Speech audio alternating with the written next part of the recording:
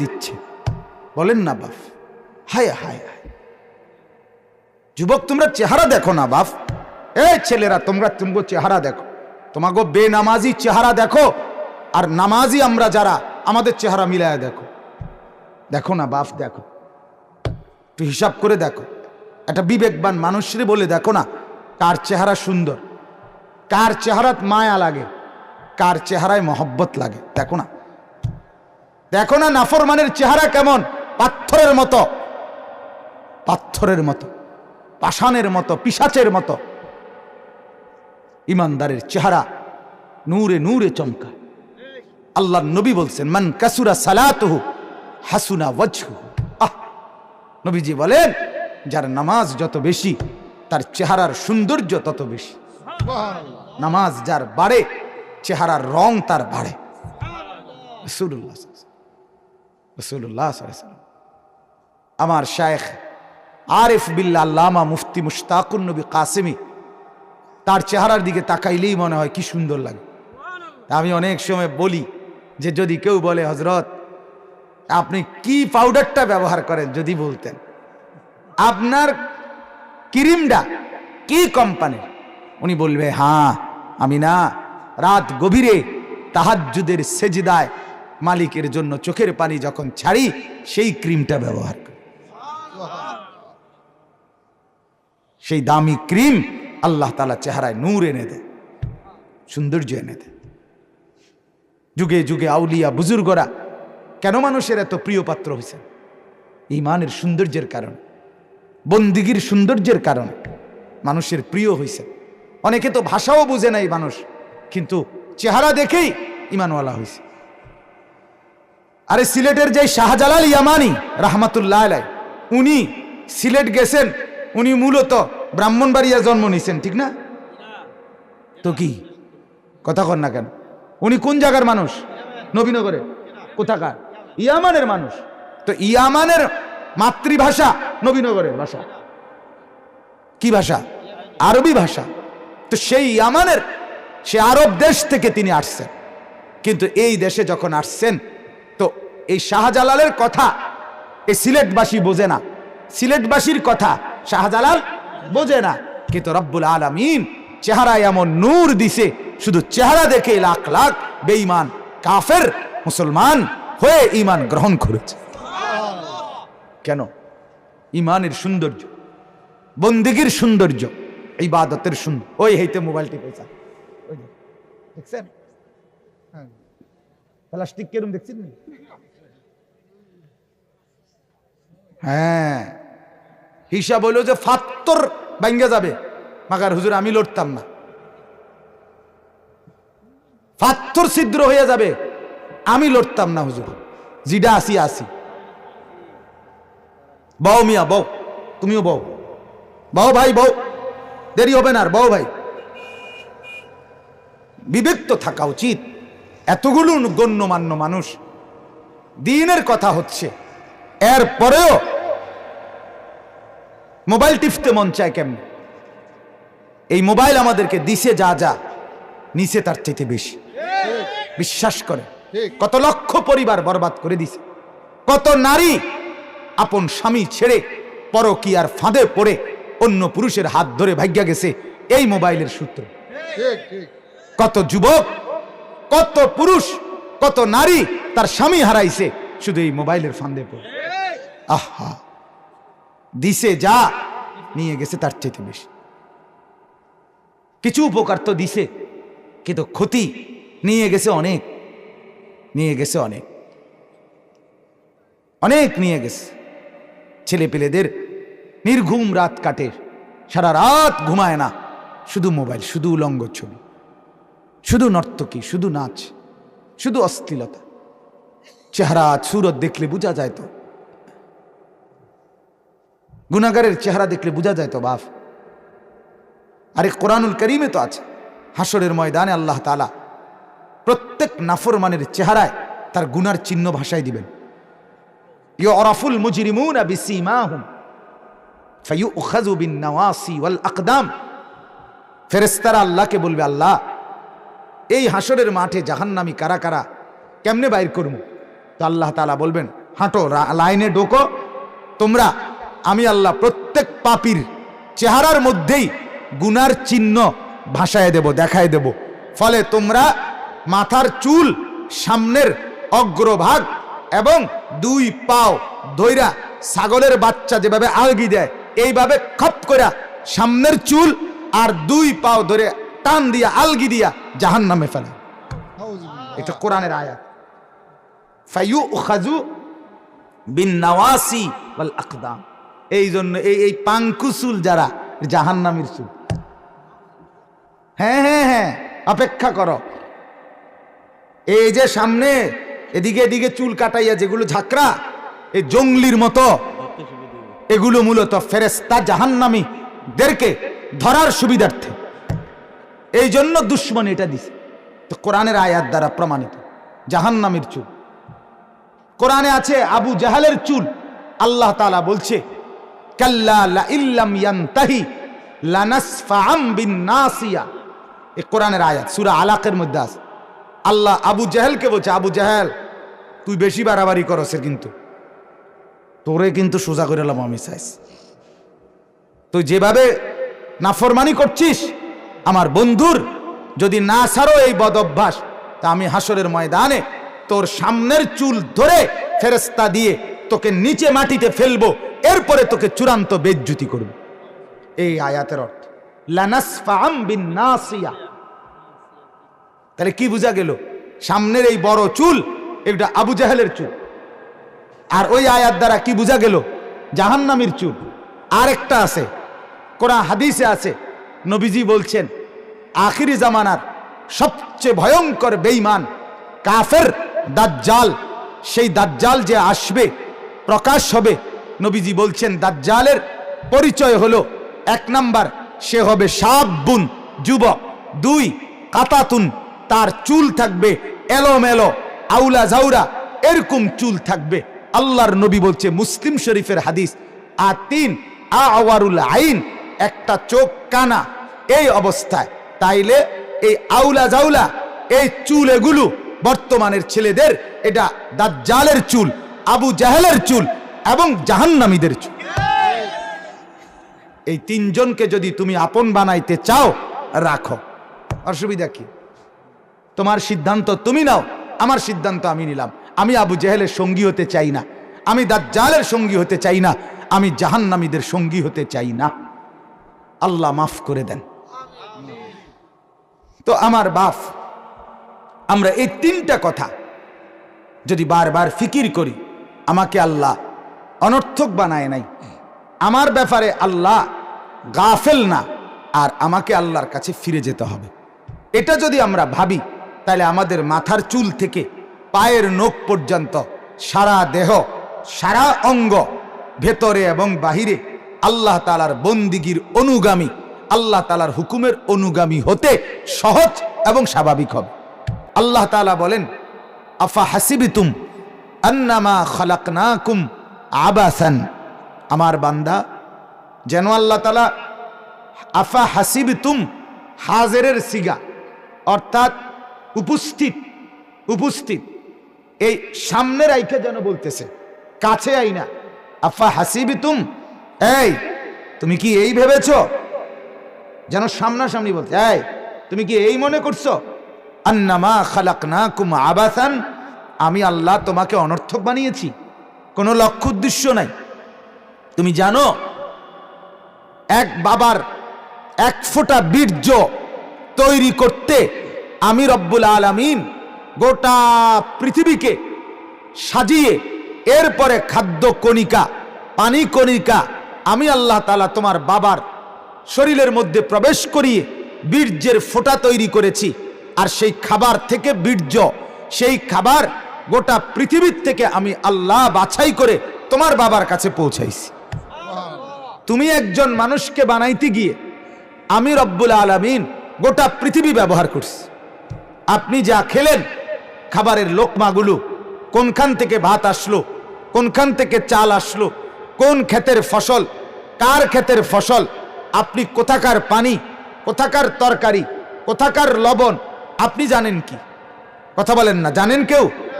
আচ্ছা, 2 নম্বর কথা হলো প্রত্যেকটা খাদ্য এই জমিনে উৎপাদন হওয়ার পিছনে আসমানের এবং জমিন, সূর্য, চন্দ্র, গ্রহ, নক্ষত্র, আলো, বাতাস, রোদ, বৃষ্টি সবটাকে ব্যবহার করতে হইছে। আল্লাহ তাআলা বলেন, তোমাকে আমি বানাইতে গিয়ে বান্দা গোটা পৃথিবী আমি ব্যবহার করছি। এটা পৃথিবী, তুমি খামখেয়ালি মনে করো না। গোটা পৃথিবীর থেকে আমি তোমার বাবার ভিতরে এনে বীর্যের ফোঁটা দিয়ে তোমার মায়ের জরায়ুতে পৌঁছিয়েছি। সেখান থেকে আবার 9 মাস একটানা আমি আল্লাহ তোমার কাজ করেছি। মায়ের পেটে তোমারে বানাইছি, নাক আমি লাগাইছি, চোখ আমি লাগাইছি, হাত আমি লাগাইছি, কান আমি লাগাইছি। মাকেও বলি নাই, বাবাকেও বলি নাই, কাউকেও বলি নাই। তাইলে বান্দা গোটা পৃথিবী সাজিয়ে তোমাকে এনেছি, 9 মাস সাজিয়ে মায়ের পেট থেকে বের করেছি। এত যত্ন, এত পরিকল্পনা, এত বিশাল ব্যবস্থাপনা করে আমি তোমাকে বানাইলাম। বিনিময়ে এমনে এমনে এমনে এমনে এই তুমি তামসা করবা, তুমি খারাইয়া মুতবা, তুমি বসে বসে মোবাইল টিপবা, আর রাস্তার বেড়ি দেখবা, মোবাইলে উলঙ্গ ছবি দেখবা, সারা রাত জন্তু আর জানোয়ারের মতো ঘুমাইবা, সকালবেলা হাইওয়ান কুকুরের মতো সকালবেলা শুয়ে থাকবা। এই জন্য তোমার বানাইছি। কি ভেবেছ? আল্লাহ তাআলা তোমাকে বানিয়ে কোনো লক্ষ্য উদ্দেশ্য নাই, এমনি এমনি বানাইছে। এ তুমি ছাগল পাগলের মতো চলবা, এমনি বানাইছে। একজন সুস্থ বিবেকবান, একজন রুচি সম্পন্ন মানুষের চলাফেরা এমন হয় যে রাস্তার মধ্যে যে কোনো মহিলা ছাড়বে, আমি রাক্ষসের মতো হা করে তার দিকে তাকায় থাকব। পৃথিবীর সমস্ত উলঙ্গ ছবি, নর্তুকি, জিনা ব্যভিচারের দৃশ্য সারা রাত আমি মোবাইলে দেখব। এরপরে মদ, জুয়া, নেশা, জিনা, ব্যভিচার, অশ্লীলতা, বেহায়াপনা, এইটার মধ্যেই আমি লিপ্ত থাকব। গান, বাদ্য, সিনেমা, নাটক, জিনা, ব্যভিচার, এটাই জিন্দিগি, এটাই রাত, এটাই দিন। আহা, হায় হায়, কেমনে ভাবে? মাদের ভাবা উচিত, বোনদের ভাবা উচিত, মহিলাদের ভাবা উচিত। মা, বোন, স্ত্রী, কন্যা, আপনারাও ভাবেন আপনাদেরকে আল্লাহ তাআলা কেন পাঠাইছে। বোন, এই শরীর ৮-৬০ কাপড় পরে রাস্তায় রাস্তায় যৌবন ফেরি করার জন্য না, এই রূপ ফেরি করার জন্য। ছি ছি ছি ছি, এক নারী রূপের ফেরি করে, যৌবন ফেরি করে কার কাছে?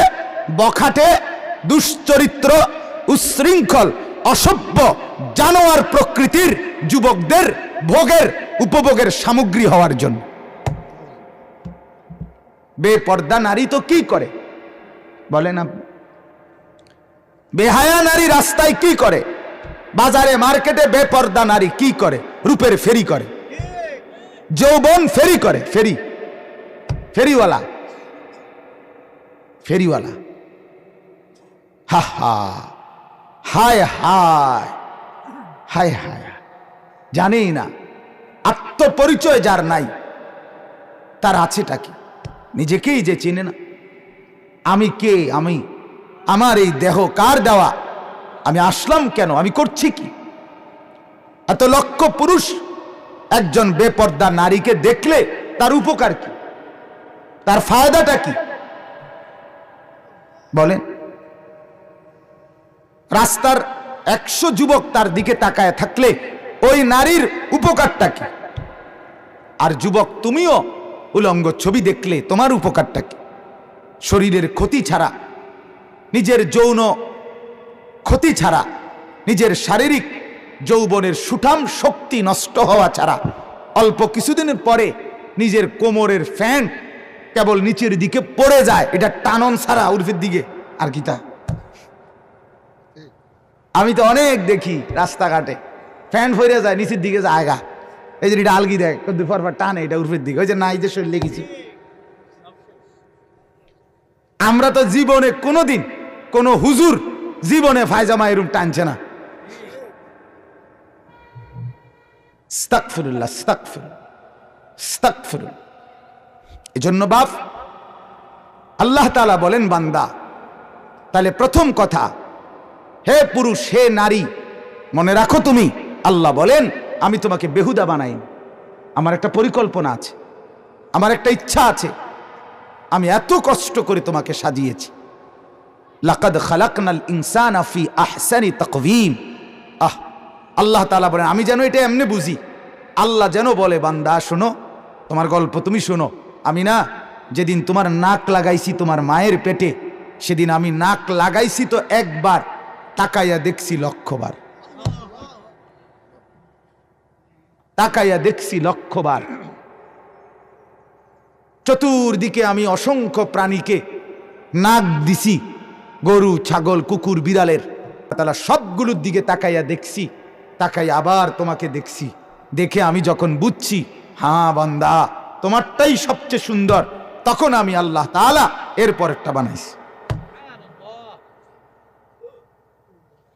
লাকাদ খালাকনাল ইনসানা ফি আহসানি তাকওয়িম। রব্বুল আলামিন বলে, মানুষ তুমি বিশ্বাস করো, অবশ্যই আমি আল্লাহ তোমাকে সবচেয়ে সুন্দর আকৃতি দিয়ে বানিয়েছি। নাক লাগিয়েছি একবার, চেয়ে দেখেছি লক্ষবার, কান লাগাইছি একবার, তাকিয়ে দেখছি লক্ষবার। বারবার দেখে দেখে 9 মাস আমি কি করলাম? আমি তো সেই আল্লাহ যে বানাইতে চাইলে 1 সেকেন্ডেই বানাইতে পারতাম। পারত কিনা?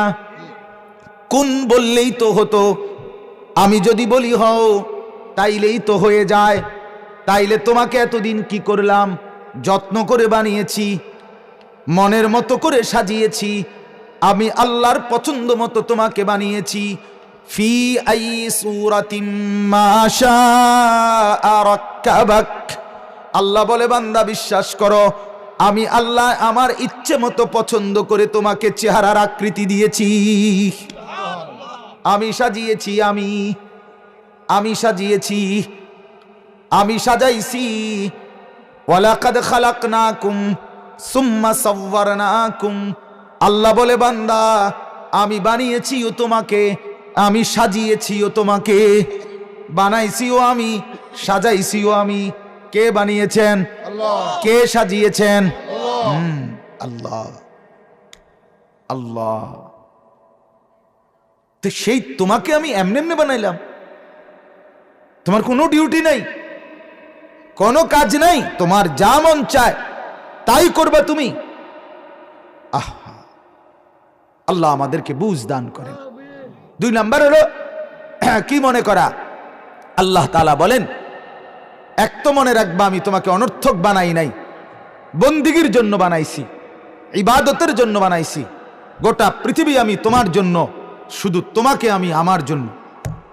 सारे दुनिया तेरे लिए, तू सिर्फ मेरे लिए। तमाम पृथ्वी আমি তোমাকে দিলাম, শুধু তুমি আমার জন্য, আমার জন্য। গোটা পৃথিবী তুমি উপভোগ করো। হুয়াল্লাযী জাআলা লাকুমুল আরদা যালুলান। আল্লাহ বলে, গোটা পৃথিবীর জমিন বান্দা আমি তোমার অনুগত বানিয়ে দিয়েছি। একবার ঘর বানাও, মিল বা ফ্যাক্টরি, গার্মেন্টস, নিজের হাঁটা, নিজের যানবাহন, নিজের চলাফেরা, নিজের বসত, নিজের ফল, নিজের ফসলের গাছ, যা মন চায় এই জমিনের ব্যবহার করছো। কই জমিন একবারও প্রতিবাদ করে না, কারণ আমি আল্লাহ জমিন তোমার জন্য অনুগত করে দিয়েছি। কে করে দিয়েছে বলেন না? আল্লাহ করে দিয়েছে, আল্লাহ করে দিয়েছে। তাহলে আল্লাহ তাআলা বলেন, ওয়ালা তাহসাবান্নাল্লাহা গাফিলান। তুমি আমি আল্লাহকে গাফিল ভেবো না। 2 নম্বরে এই কথাটা মনে রাখা, আমিও মনে রাখি, আপনিও মনে রাখেন। আল্লাহ বলে আমি গাফিল না, আমি গাফিল না। মা ঘুমায়, আমি ঘুমাই না। বাবা ঘুমায়, আমি ঘুমাই না। মেম্বার ঘুমায়, আমি ঘুমাই না। মেয়র ঘুমায়, আমি ঘুমাই না। চেয়ারম্যান ঘুমায়, আমি ঘুমাই না। র্যাব ঘুমায়, আমি ঘুমাই না। পুলিশ ঘুমায়, আমি ঘুমাই না। সবাইকে ফাঁকি দেওয়া যায়, সবাইকে ফাঁকি দেওয়া যায়, আমাকে ফাঁকি দেওয়া যায় না। ঠিক ঠিক। ওয়ালা তাহসাবান্নাল্লাহা গাফিলান আম্মা ইয়ামালুজ জালিমুন। নাফরমান যে যা করছো, আমি আল্লাহকে গাফিল ভেবো না। আমি আছি, আমি দেখছি। আল্লাহ তাআলা বলেন ওয়াকাফা বিযুনুবি ইবাদিহি খবীরাম বাসীরা। বান্দা প্রত্যেকের গুনাহ ব্যাপারে আমি আল্লাহ একাই খবর রাখতে, একাই দেখতে যথেষ্ট। আমি সব খবর রাখি। আল্লাহ তাআলা বলেন আলাম ইয়ালাম বিআন্নাল্লাহা ইয়ারা। তুমি জানো কি বান্দা, আমি কিন্তু সারাক্ষণ তোমাকে দেখি। কতক্ষণ? আবার বলেন, আবার বলেন, আবার বলেন। রাত 2টা বাজে যুবক, তুমি যখন ডানে বামে তাকিয়ে দেখে ভাবলা মা ঘুমিয়ে গেছে, বাপ ঘুমিয়ে গেছে, পাড়া পড়শি ঘুমিয়ে গেছে, কেউ জেগে নাই। তুমি যুবক মনে মনে ভাবলা আমি একদম একা, কেউ নাই, কেউ নাই, সব ঘুমিয়ে গেছে। যার কারণে মোবাইলে খুলে উলঙ্গ ছবি দেখছো, নর্তকীর নাচ দেখছো, জিনার ব্যভিচারের দৃশ্য দেখছো। মনে মনে ভাবছো কেউ দেখে না। আরশ আজিম থেকে রব্বুল আলামিন ডাক দিয়ে বলে বান্দা আমি কিন্তু জেগে আছি, আমি দেখছি, আমি ঘুমাই নাই, আমি ঘুমাই নাই, আমি আছি। লা তাখুযুহু সিনাতুন ওয়ালা নাওম। আল্লাহ তাআলা বলেন আমার ঘুমও আসে না, আমার তন্দ্রাও আসে। আমার ঘুমও নাই, আমার তন্দ্রাও নাই, আমার মৃত্যুও নাই, আমার ক্লান্তিও নাই, আমার বিশ্রামও নাই, আমার বিস্মৃতিও নাই, আমার ভুলও নাই, আমার পথও হারাই না। আমি আল্লাহ আল হাইয়ুল কাইয়ুম। আছি তো আছি, থাকবো তো থাকবি। ওমা রব্বুকা বিগাফিল। আমাকে তুমি গাফিল ভেবো না। কি ভেবো না? বাপ বলেন না, গাফিল। তাহলে 1 নাম্বার, আমাকে আল্লাহ অনর্থক বানায় নাই। বলেন 1 নাম্বার কি? অনর্থক বানায় নাই। 2, আল্লাহ আমার থেকে গাফিল নয়। বলেন 2 নাম্বার কি? 3 নাম্বার, আমাকে আল্লাহর কাছে ফিরে যেতে হবে। কি করতে হবে বলেন না? আল্লাহর কাছে ফিরে যেতে হবে। ওয়া ইলাইহিন নুশুর। আল্লাহ বলেন তোমাকে আমার দিকে ফিরতে হবে। ওয়া ইলাইহি তুহশারুন। আল্লাহ বলেন তোমাকে আমার কাছে জমা হতে হবে। আল্লাহ বলেন ওয়া ইলাইহি তুরজাউন। তোমাকে আমার কাছে প্রত্যাবর্তন করতে হবে। আল্লাহ বলেন ওয়া ইলাইহিল মাসির। আমি আল্লাহর কাছেই তোমার প্রত্যাবর্তন। আল্লাহ বলেন ইলাল্লাহি মারজিউকুম জামিআন। তোমরা সকলেই আমার কাছে ফিরতে হবে। আল্লাহ বলেন সুম্মা তুরাদ্দুনা ইলা আলিমিল গায়বি ওয়াশ শাহাদা। ভেতর বাহির, প্রকাশ্য গোপন সব যিনি জানেন তার কাছেই তোমাদেরকে ফিরতে হবে। এইভাবে বারবার বারবার বারবার বারবার, লক্ষবার, হাজারবার আল্লাহ বলছেন বান্দা ফিরতে হবে, ফিরতে হবে, আসতে হবে আমার কাছে, আমার কাছে। এতবার বলার পর আপনার একবারও কানে লাগলো না? একবারও না? আফসুস, আফসুস। নিজেকে কি পরিমাণ অহংকারী মনে করে নাফরমান বলেন তো। ভেড়ার মতো বিড়ি খায় স্বাভাবিক মুডে, বাহ বাহ বাহ, কথা কয় দে মনে জানে ওটা জমিদার, মানে তাকে ধরবার কেউ নাই। মিথ্যে বলে, সুদ খায়, ঘুষ খায়, মদ খায়, নেশা করে, জুয়া খেলে, মহিলা বেপর্দা চলে বাজারে মার্কেটে, এটাকে ফ্যাশন মনে করে, অনর্থক শরীর দুলায়, অনর্থক বেপর্দা ঘোরে, নিজেকে অহংকারী মনে করে। অহংকারী কেউ ধরবার নাই। দিনের পর দিন, রাতের পর রাত, মাসের পর মাস ফজরের নামাজ না পড়ে জিন্দিগি কাটায়, ঘুমায়, কেউ ধরার নাই, কেউ কিছু বলবে না।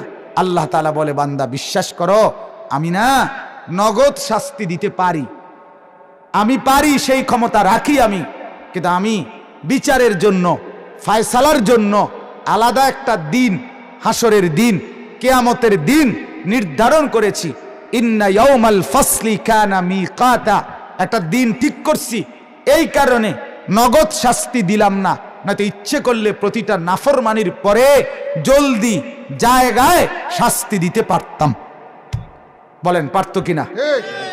ওই বাপ বলেন না কেন, পারতো কিনা বলেন না?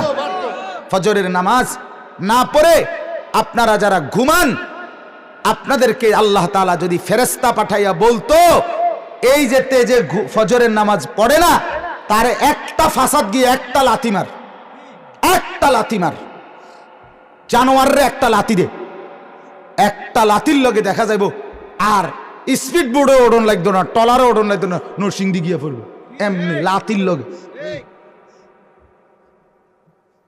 আর বোর্ডে ওড়ন লাগতো না। পারে না আল্লাহ তাআলা? তাইলে কি পরিমাণ দয়া করছে, কতবার ছেড়ে সহজ হয়ে যাবে। আমার যখন মনে থাকবে কথা, আমারে আল্লাহ অনর্থক বানাই নাই, আমারে আল্লাহ দেখছে, আমারে আল্লাহর কাছে ফিরতে হবে। এই তিন কথা, তা আমাদের উচিত এই তিন কথাকে মনে রেখে আমরা আমাদের জীবনের সব কিছু নিয়ন্ত্রণ করা। আল্লাহ তাআলা তৌফিক দান করে। এখন আসেন এই আয়াতটা কি বলছি, আমাদের এই পুরা দেহের মধ্যে প্রত্যেকটা অঙ্গে আমার আল্লাহর পক্ষ থেকে আমার কাছে বন্দিগি আছে। প্রত্যেক অঙ্গের জন্য শরীয়তের পক্ষ থেকে আদেশও আছে, নিষেধও আছে। এর মধ্যে অন্যতম একটি অঙ্গ আমাদের এই দেহের, যেটার সতর্কতা সবচেয়ে বেশি জরুরি জাহান্নাম থেকে বাঁচার জন্য, জান্নাতে যাওয়ার জন্য, সেটা হলো আমাদের জবান। সেটা হলো আমাদের কি বলেন না? এটাই কথা, এটাই এই আয়াত। জবান, জবানের নিয়ন্ত্রণ, কথার নিয়ন্ত্রণ, উচ্চারণের নিয়ন্ত্রণ, জবানের হেফাজত একজন মানুষের জন্য জান্নাতে যাওয়ার ক্ষেত্রে অত্যন্ত জরুরি, জাহান্নাম থেকে বাঁচার জন্য খুব জরুরি, খুব জরুরি। এই আজকে আমি এই আয়াতটাই পড়ছি। আল্লাহ তাআলা বলেন, মা ইয়ালফিজু মিন কাউলিন, আল্লাহ তাআলা বলেন, বান্দা তোমার মাথার চুল থেকে পায়ের নখ পর্যন্ত, ভেতরে বাহিরে যত অঙ্গ, যত পুরা দেহ, তোমার ঘরে বাইরে, একাকী প্রকাশ্যে, রাতে দিনে, যখন তুমি যাই করো, 24 ঘন্টার প্রতি সেকেন্ড সেকেন্ড নিঃশ্বাস নিঃশ্বাস ডান কাঁধের এবং বাম কাঁধে দুইজন ফেরেশতা সংরক্ষণ করছে। এটা হলো একটা কথা। কিন্তু 2 নম্বর আল্লাহ তাআলা বলেন, শুধু আলাদা তোমার জবানের যেই কথাগুলো, উচ্চারণ, আচরণ, তোমার এই জবান দিয়ে যা কিছু তুমি বলছো সারা দিনে সারা রাতে, আল্লাহ বলেন শুধু এই কথাগুলো সংরক্ষণের জন্য আমি আল্লাহর পক্ষ থেকে একজন তৎপর, চৌকস, একদম সজাগ, সতর্ক একজন ফেরেশতা শুধু তোমার কথার জবানের উচ্চারণের আলাদা ফাইল তৈরি করছে, রেকর্ড করছে। এজন্য বান্দা তুমি মনে রাখবা, তোমার জবানকে তুমি খুব বেশি নিয়ন্ত্রণ করবে, খুব বেশি। আজকে আমার এমনি মন চাইছে যে এটাই আপনাদেরকে বলি, জবানের নিয়ন্ত্রণ, জবানের নিয়ন্ত্রণ এটা একটা জরুরি বিষয়। জবানের কথা যেন অনিয়ন্ত্রিত না হয়। কোরআনুল কারীমের মধ্যে এবার দেখেন, আল্লাহ তাআলা বলেন, হাম্মাজিম মাশাইম বিনামিম, যে ব্যক্তি অন্যের দোষারোপ করে, 1, 2, যে ব্যক্তি অন্যের পিছনে কুৎসা রটনা করে, 3, যে ব্যক্তি 2 জনের মধ্যে ঝগড়া লাগায়, আল্লাহ তাআলা বলেন এমন ব্যক্তির উপরে আল্লাহর লানত, তোমরা তাকে অনুসরণ করবা না। তাহলে এখানেও জবানের ব্যাপারে বলছে, অপরের পশ্চাতে নিন্দা করা এটা জবানের একটা গুনাহ। 2 জন মানুষের মাঝে নামিমা, ঝগড়া, সগলখুরি করা, কুটনামি করা, যার দ্বারা 2 জন মানুষের মধ্যে সুসম্পর্ক নষ্ট হয়ে ঝগড়ায় রূপান্তরিত হয়, মনোমালিন্যে রূপান্তরিত হয়। আল্লাহ তাআলা বলেন এটা বড় নিকৃষ্ট লোক, এই ব্যক্তির অনুসরণ করবা না। নামিম, নাম্মাম, আল্লাহ তাআলা বলছেন 2 জন মানুষের মধ্যে যে ঝগড়া বাজায় দেয়, পশ্চাতে নিন্দা করে, অপরের দোষারোপ করে, প্রত্যেক কথায় অন্যের দোষ বলে, অন্যের দোষ। আমাদের দেশে এটার সবচেয়ে বেশি চর্চা হয় চা দোকানে। এটার মেন অফিস, কেন্দ্রীয় অফিস, জাতিসংঘ থেকে সিদ্ধান্ত করা কেন্দ্রীয় অফিস চা দোকান। পৃথিবীর গোটা বিশ্বের সবচেয়ে বড় বুদ্ধিজীবী যারা, গোটা পৃথিবীর সেরা বুদ্ধিজীবী, তারা বসবাস করে চা দোকানে। এত বড় মহাজ্ঞানী আমার দৃষ্টিতে পৃথিবীর আর কোথাও নেই, না না আর কোথাও নেই। সবচেয়ে সেরা মাথা, যাদের কাজ একটাই, বিড়ি খাবে, বন খাবে, চা খাবে আর পরের বদনাম করবে। একবার 14 গোষ্ঠীর কেউ ভালো না, কেউ ভালো না, বেডা বালানা, বেডি বালানা, ফুট বালানা, জি বালানা, মেম্বার বালানা, চেয়ারম্যান বালানা, এমপি বালানা, মন্ত্রী বালানা, এতে বালানা, হেতে বালানা। শুধুমাত্র উনি ছাড়া আল্লাহর জমিনে ভালো আর কেউ নেই। বহু কষ্টে উনি টিকে আছে। যদি কোনো কারণে উনি মারা যায়, পৃথিবীর শেষ ভালো লোকটা মরে যাওয়ার কারণে পৃথিবী কাইথিয়ে যাবে। আরে বালা রে, আরে বালা, বালার কারণে বিড়ির গন্ধে কাছে যাওয়া যায় না, এত অতিরিক্ত ভালো। আস্তাগফিরুল্লাহ, আস্তাগফিরুল্লাহ।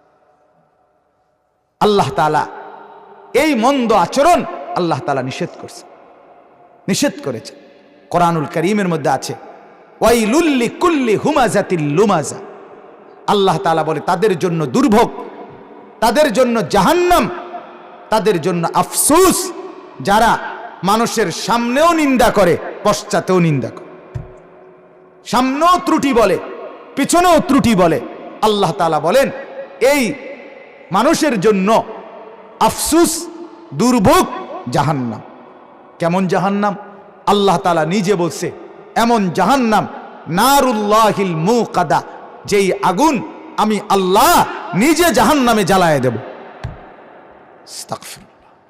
আল্লাতী তাত্তালিউ আলাল আফইদা, এই জাহান্নামী, তার জাহান্নামের আগুন তার একই সাথে কলিজা শুদ্ধা জ্বালায়া ফেলবে, জ্বালিয়ে ফেলবে।